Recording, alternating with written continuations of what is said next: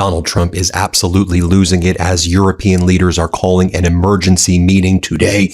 European Union ambassadors are meeting in Brussels following Donald Trump's announcement that he will be tariffing European countries 10 to 25% additional tariffs if they don't support the United States invading Greenland. We're also learning that European Union lawmakers are now set to halt the approval of the European Union's trade deal with the United States since Donald Trump has stated that he will be imposing 15 or 10 or 25% or even more tariffs on certain European countries that are defending Greenland or who have sent special forces to protect Greenland.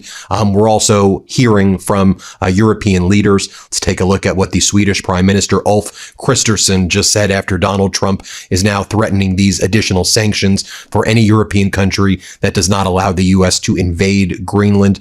Prime Minister Kristersson says the following: "We will not let ourselves be blackmailed. Only Denmark and Greenland decide on issues concerning Denmark and Greenland. I will always stand up for my country and for our allied neighbors. This is an EU issue that affects many more countries than those now being singled out." Sweden is now having intensive discussions with other EU countries, Norway and the United Kingdom, for a coordinated response. French President Emmanuel Macron says the following in response to the threats by Donald Trump to tariff France and other nations that are protecting Greenland from a United States invasion.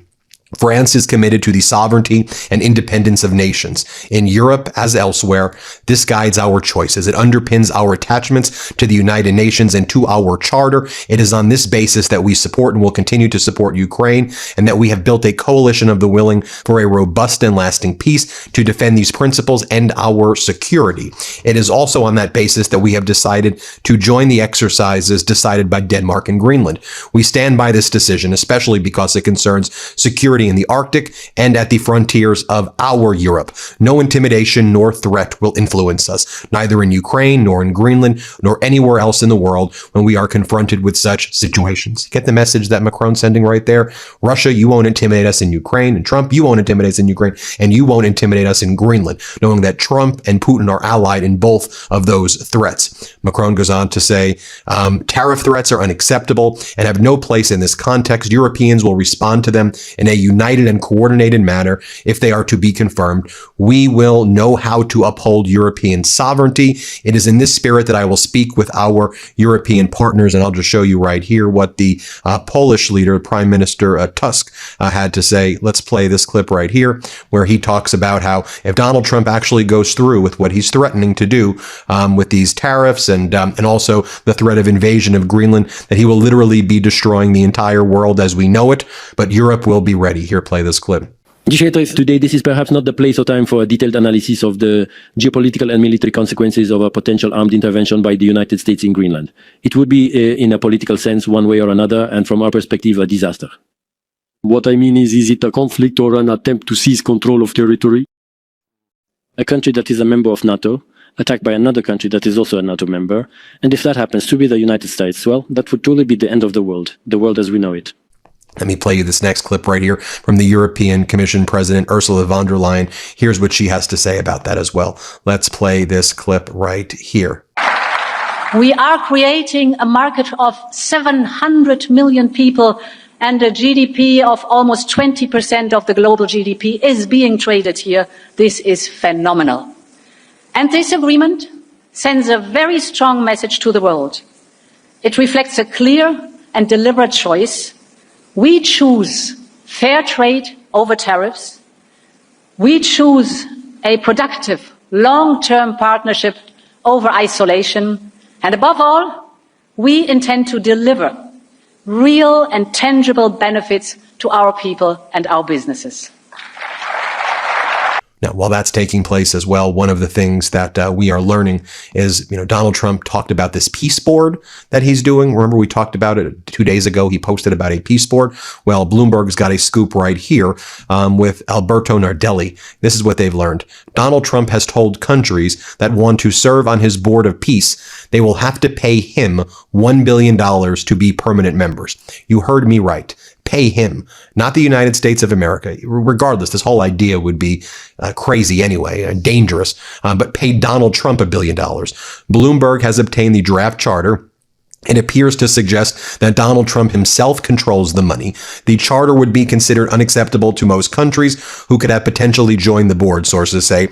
Even Netanyahu has rejected the terms. When Netanyahu is rejecting the terms, that tells you something. Several nations strongly oppose the draft of Trump's charter and are working on collectively pushing back against the proposals. They are concerned that Trump is trying to build a rival to the United Nations that's about more than Gaza and that he would totally control it. It means that despite Trump's advertising of the Board of Peace, it does not have the support of key regional and global players. Now, it should be noted that the White House has confirmed the story, and the White House says, though, that the $1 billion payment to Donald Trump is not obligatory, but if you want to become a permanent member, you have to give Donald Trump the $1 billion, but you could join for less money that you pay him if you just want to become a temporary member. I mean, what in the world are we talking about right here, folks?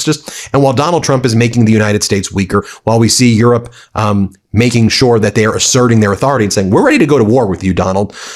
Also yesterday, the European Union and the Mercosur bloc of South American nations officially signed their landmark free trade agreement, bringing 700 million consumers together in a free trade deal. It was officially signed in Paraguay.